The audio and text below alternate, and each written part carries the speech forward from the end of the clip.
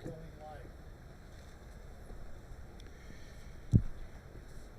Good evening. I'd like to take a moment and introduce the party up here at the podium.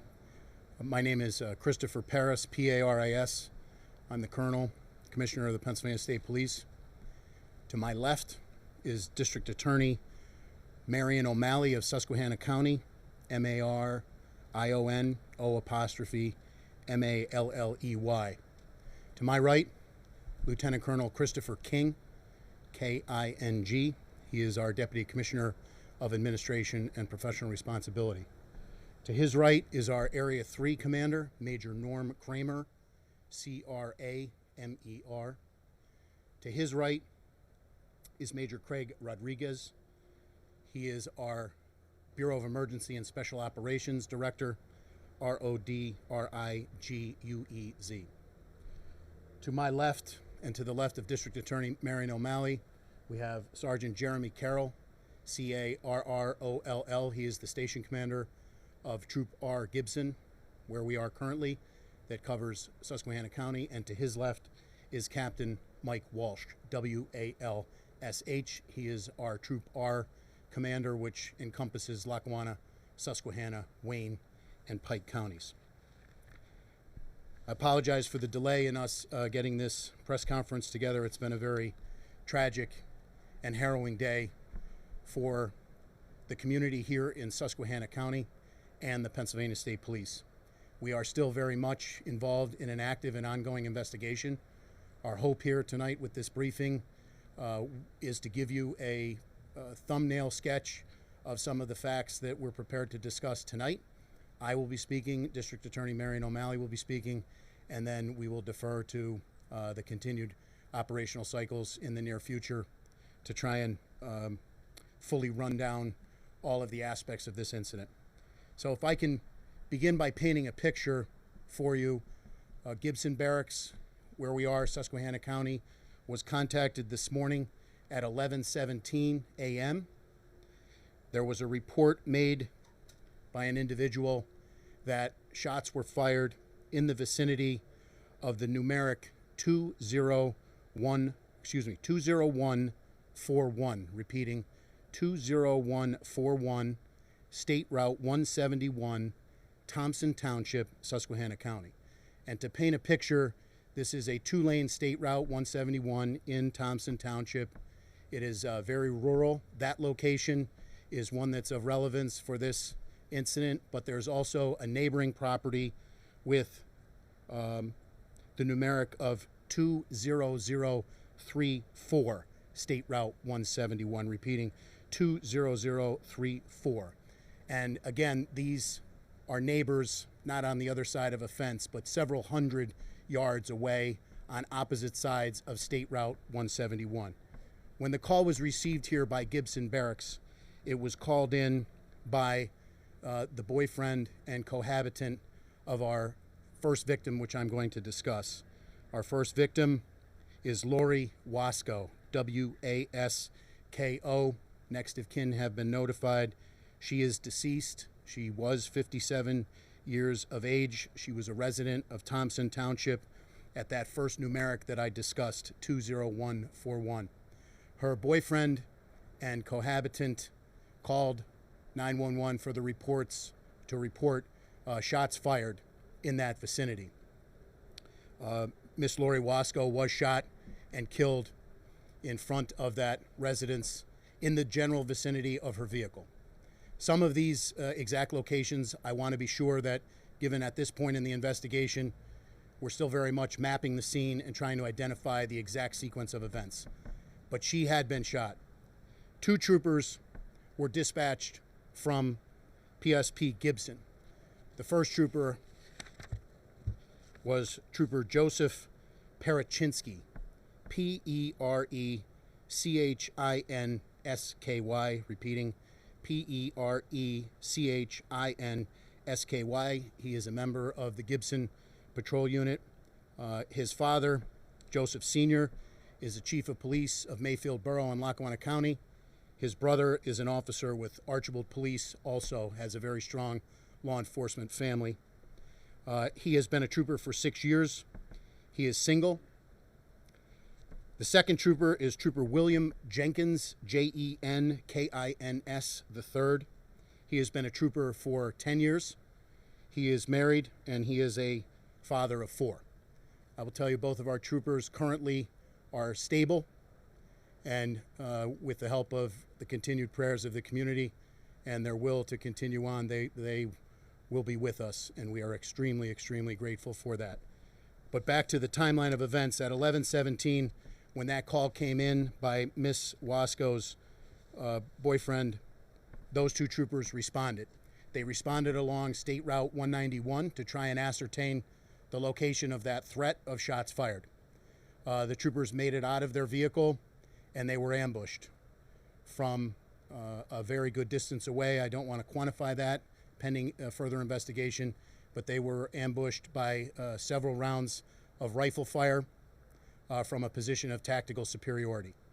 Trooper Parashinsky was shot twice in the chest/torso area.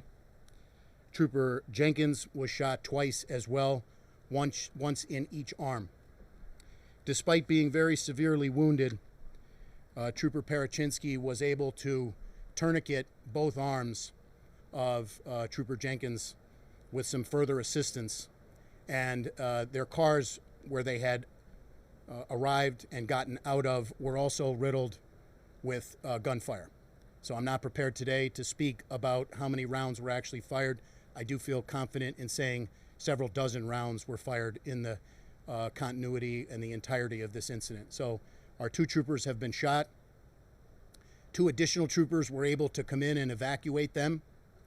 We have another victim as well. There was an EMT who was working for Barnes-Casson Hospital, driving a quick response vehicle, an SUV.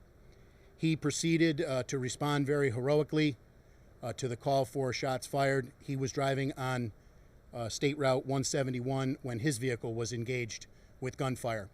He took evasive action and veered off the side of the roadway and crashed. He sustained some injury as a result of that crash. He is listed in stable condition as well. He was able to make it out of his vehicle, and he actually hid for fear that the actor would continue firing upon him.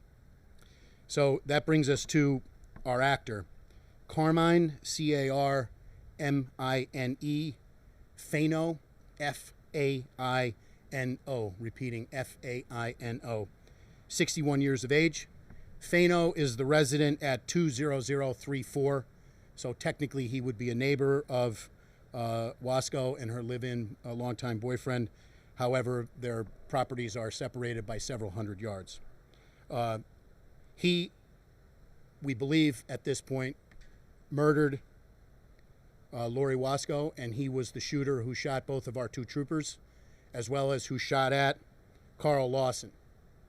Again, Carl Lawson's injuries were a result of the car crash, as a result of the evasive action he had to take while his vehicle was taking fire. So this is obviously a very critical incident. Radio traffic went out that shots had been fired, multiple troopers had been hit, and I would like to try and just at this point blanketly say thank you to law enforcement from Susquehanna, Lackawanna, Monroe, and Wyoming counties, all of which responded. At some point later, we will collate a list to specifically acknowledge all of those people who were able to respond.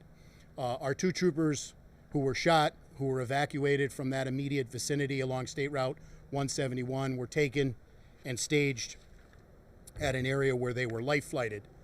So Trooper Parashinsky was life flighted to Geisinger CMC, and Trooper Jenkins was life flighted to Geisinger, Wyoming Valley. They are there. I have been with both of them. They are in good spirits. We have talked to their families, and as I said, we're extremely lucky to have them still with us. They are an answer to a prayer, while we simultaneously mourn the loss of Miss Wasco and think of her boyfriend and cohabitant, as well as Mr. Lawson. So back to the timeline of this event. The troopers are now, along with local law enforcement from those counties, attempting to set up a hard perimeter around our actor, Fano. He was moving about. We attempted to use a drone, which he shot down actively with a firearm, and we were eventually able to get a secure perimeter around his location. Major Rodriguez's organizational segment, the Bureau of Emergency and Special Operations, encompasses PSP CERT, Special Emergency Response Team. So over a period of time, we were able to hand that secure perimeter, which was being staffed by state troopers and local law enforcement from those counties that I mentioned earlier, to a hard perimeter that CERT was able to take up and again begin their highly trained, high-risk warrant service or barricaded gunman protocols. We attempted at length to try and negotiate with Mr. Fano, our actor here. At one point, I will tell you, he was sitting on a propane tank, which caused further concern that he had attempted to turn that into an improvised explosive device, and we were concerned about other weapons, not only the weapon that he was using a semi-automatic long gun, from which he fired several dozen rounds through this incident, but we were also concerned about other explosive devices that he may or may not have deployed at that location. After a period of attempting to negotiate with him, he continued to be a threat, and he was shot by members of the Special Emergency Response Team. He is deceased. So the perimeter still remains, and the processing by the Forensic Services Unit of the State Police is ongoing. We do currently have in place a Area 3 major case team from not only Troop R Dunmore, but also elements from Troop P Wilkes-Barre, Troop F Montoursville, and Troop N Hazleton to bring out the resources to bear to properly process and assess this entire scene. We are conducting a joint investigation with the Susquehanna County District Attorney's Office into the lethal force that was used to neutralize Mr. Fano. At this point, I would like to turn it over to District Attorney Marion O'Malley for a few comments, and then I will retake the podium to finish the briefing and open it up for a few brief questions. It needs not to be said, but I will say it. The Pennsylvania State Police relies on partnerships across the 67 counties of this Commonwealth every day to do the work that we have to do.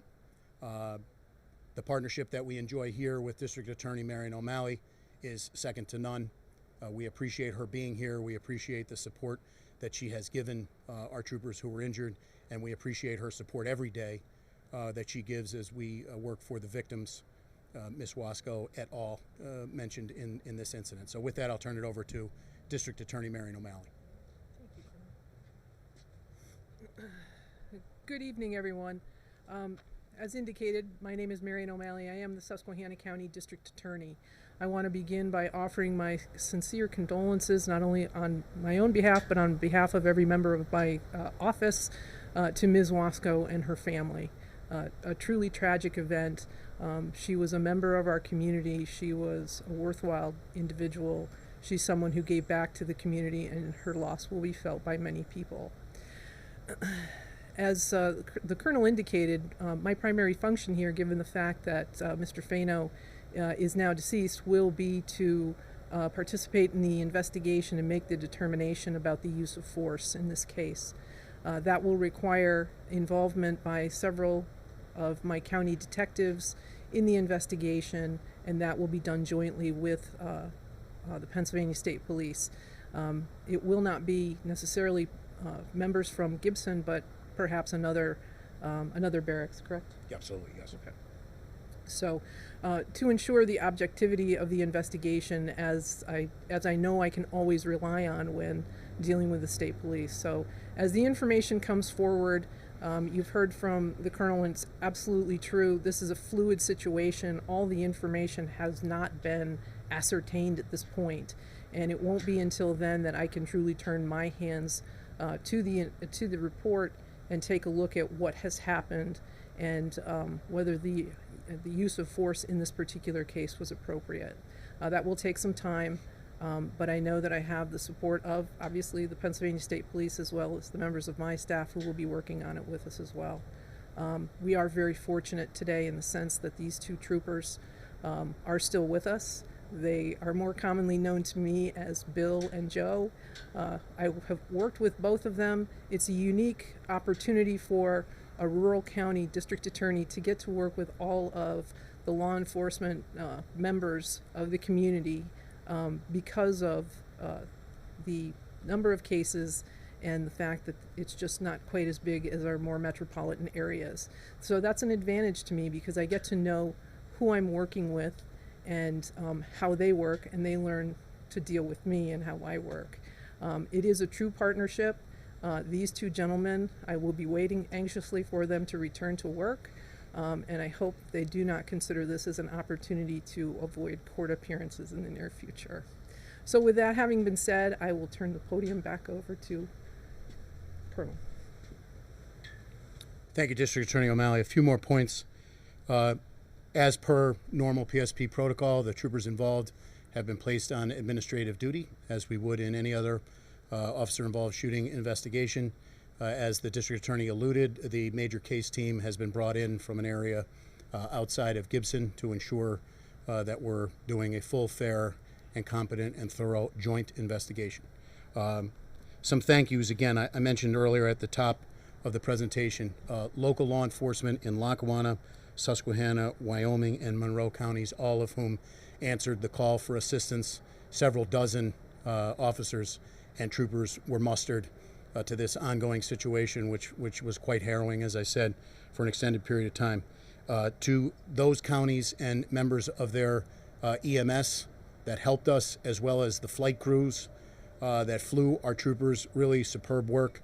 To the New York State Police, this organizational segment of Troop R, having been a troop commander up here, it is very frequent that we interact and receive support from our sisters and brothers to the north with the Stetson and the purple tie, and they were integral today after the fact in giving us a command post and some additional communication capabilities until we could get that set up. This was an extremely rural area, and we had some obstacles to overcome. So thank you to New York State Police Superintendent Stephen James. The New York State Police are always there for us, and I hope that they know that the inverse is true.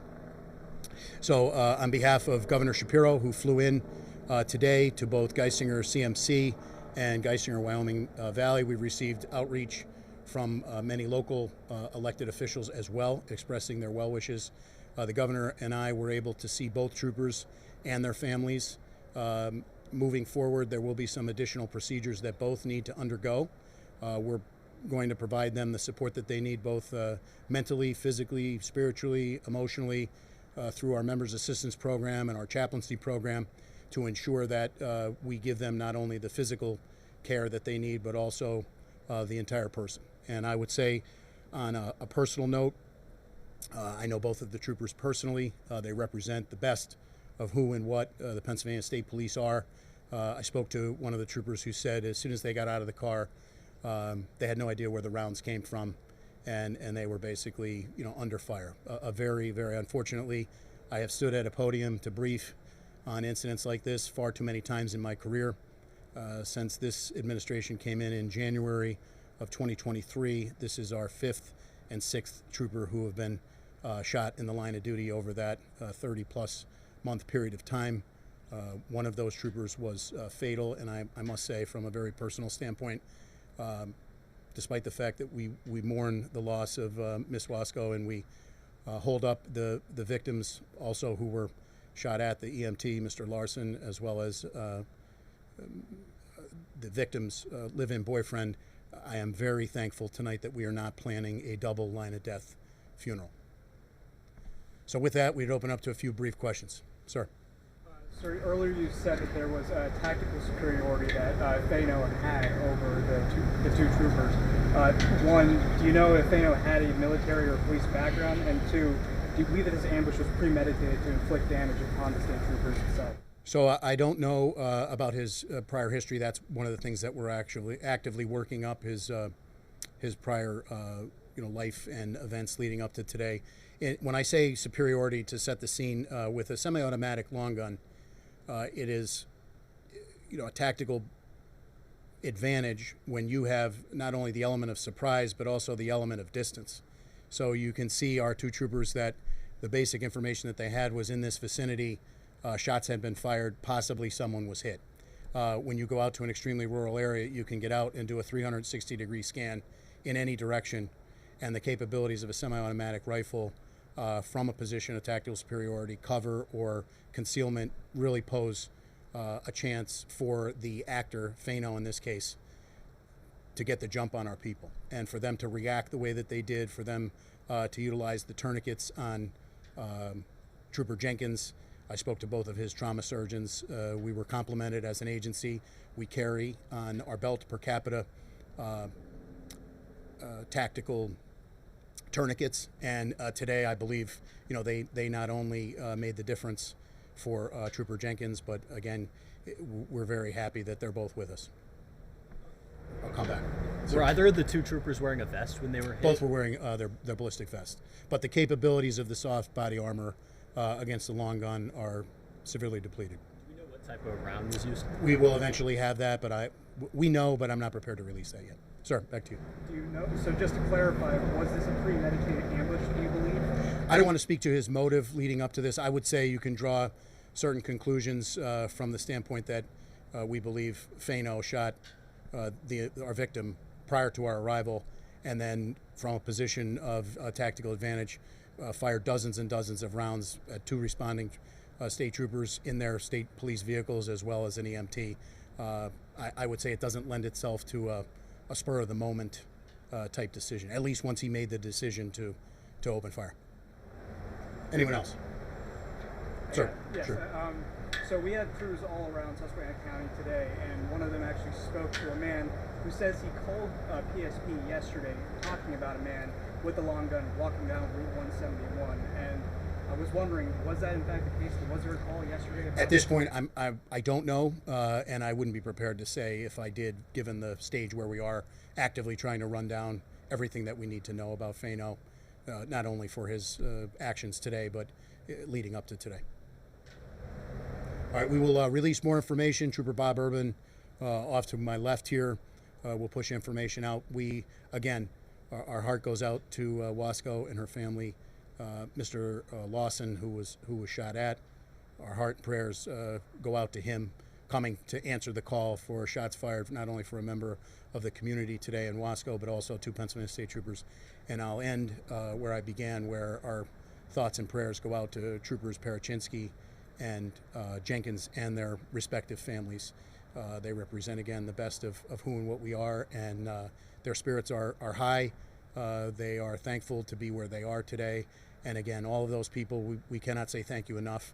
We're the beneficiaries rather, of extreme law enforcement partnerships all over this great Commonwealth. We seek to build those on a daily basis. We talk about building those relationships brick by brick, and they pay dividends on days like today.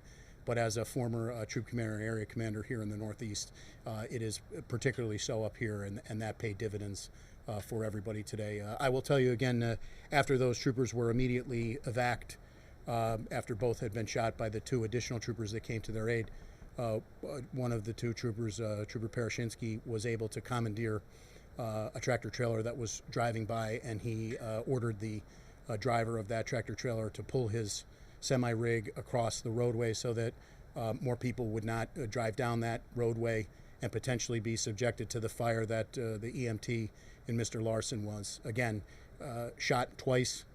You put a tourniquet on your fellow trooper on both arms and helped to do so. You triaged and got out of the area, still thinking at that point in time, after being shot twice in the chest, what can I do to secure this location? What can I do to make sure nobody else gets hurt?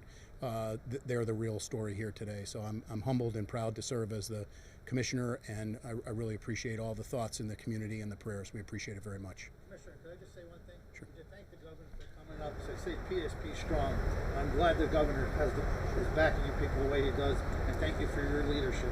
And if there's anything that needs to be done to raise money or something, if these troopers need any kind of help, you just post it, and I have a site, we'll put it out there. Anything we can do to help the troopers or their families, we gladly will. Thank you very much. And just a word about that, it need not be said publicly, but I will, to thank the governor for his continued support, not only for our troopers who've been shot, but also the municipal officers across the Commonwealth.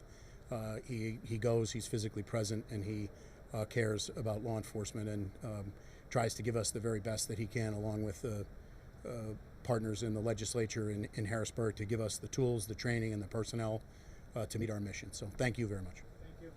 Has Fano been on your radar at all? I wouldn't be prepared at this point to discuss that, but thank you. There's one more. Do you have one more? Sure. By any chance, you said that Thano was at some kind of propane tank. Was there anything found to that propane So, tank? in addition to processing the scene, we had our hazardous device and explosives section, HIDES, which also operates under Major Rodriguez's organizational segment of BISO, to clear that out. And we're still in the process of fully clearing that area, any evidence of relevance to today's incident, but also if he had any additional explosive devices. But that has not slowed us down, but has caused us to be very diligent in the way that we're processing the scene in the event that he had prepared an explosive device. Okay? Thanks.